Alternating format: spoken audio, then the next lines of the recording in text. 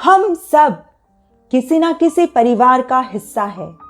हो सकता है आप अपने परिवार के मुखिया हो, या हो सकता है आप घर में सबसे छोटे हो, किंतु परिवार को खुशहाल बनाने की जिम्मेदारी आखिर होती किसकी है?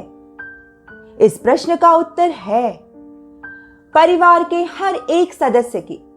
जी हाँ, हर एक सदस्य का कर्तव्य है कि वो अपने परिवार को एक डोर में बांधे रखे। किंतु यदि ऐसा ना हो तो उस परिवार में क्लेश जन्म लेता है, और इस क्लेश को आप आज की आम भाषा में शनि की 7.5 समझिए, क्योंकि यदि यह घर में पैर जमा ले तो परिवार खत्म हो जाते हैं। आइए एक कहानी से समझते हैं। एक बार गौतम बुद्ध अपने शिष्यों के साथ नगर में भ्रमण कर रहे थे। वे घर घर जाकर भिक्षा मांग रहे थे। अचानक गौतम बुद्ध के एक शिष्य ने उन्हें रोका और एक पेड़ की ओर इशारा किया। उस पेड़ के नीचे विशाखा नाम की एक छोटी कन्या बैठी रो रही थी। वह बिल्कुल अकेली थी। यह देख गौतम बुद्ध और उनके शिष्य वहां पहुंचे। गौतम बुद्ध ने विशाखा से कहा, क्या हुआ पुत्री, तुम क्यों रो रही हो? तुम्हें किसी प्रकार का कष्ट है? मुझे बताओ, मैं तुम्हारी सहायता करूंगा। विशाखा ने गौतम बुद्ध की ओर देखा और कहने लगी, मैं अपने परिवार के साथ नहीं रहना चाहती। क्या आप मुझे आश्रय दे सकते हैं? विशाखा की कही यह बात आश्चर्यजनक थी। केवल 7 वर्ष की थी इस छोटी उम्र में परिवार से बैर। गौतम बुद्ध समझ गए कि जरूर कोई बात है जो उसके मन में घर कर गई है। बुद्ध ने बहुत ही सहजता से कहा, पुत्री, तुम बहुत छोटी हो। तुम्हारे माता पिता और परिवार कहाँ है? विशाखा ने उत्तर दिया, मेरे माता पिता सदैव क्लेश करते रहते हैं। वे अपने झगड़ों में इतने व्यस्त हैं कि उन्हें मेरी कोई चिंता ही नहीं। मेरे पिता प्रतिदिन कटु वचनों से प्रहार करते हैं और मेरी माता बात बात पर उनका निरादर करती है। उन्हें मुझसे प्रेम नहीं, इसीलिए मुझे आश्रय दे दीजिए। यह कहकर वो कन्या बुद्ध के आगे हाथ जोड़ने लगी। गौतम बुद्ध विशाखा की पीड़ा समझ गए और उन्होंने कहा, पुत्री, यदि तुम्हारे माता पिता के बीच विवाद रहता है तो तुम उसका निवारण क्यों नहीं करती? विशाखा ने मासूमियत से कहा, मैं तो बहुत छोटी हूं, मैं कैसे उन्हें ज्ञान दे सकती हूं? गौतम बुद्ध ने उत्तर दिया, तुम भी उसी परिवार का हिस्सा हो। यदि तुम अपने परिवार के सुख का अंश हो तो परिवार पर आई विपदा का हल भी तुम्हें ही खोजना होगा।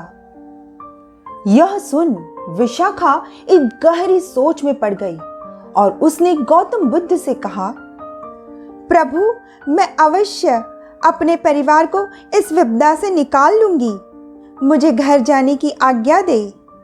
यह कहकर वह अपने घर की ओर चली गई।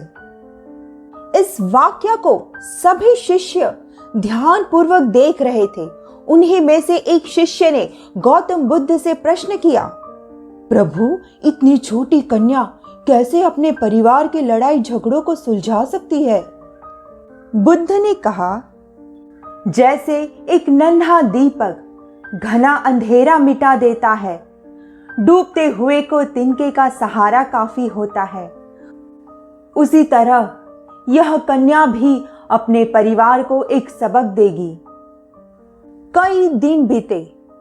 विशाखा के माता पिता उसी प्रकार लड़ाई झगड़ा करते रहते, किंतु अब उसने अपनी मानसिकता को छुपाने की जगह अभिव्यक्त करना शुरू कर दिया था, जिसके परिणाम स्वरूप वह शिक्षा में ध्यान केंद्रित नहीं करती थी।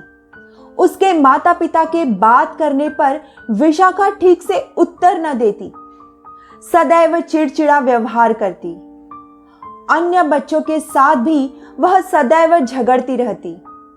वह जानती थी कि एक दिन उसके माता पिता इस बदले स्वभाव को भांप जाएंगे और इसका कारण खोजने लगेंगे।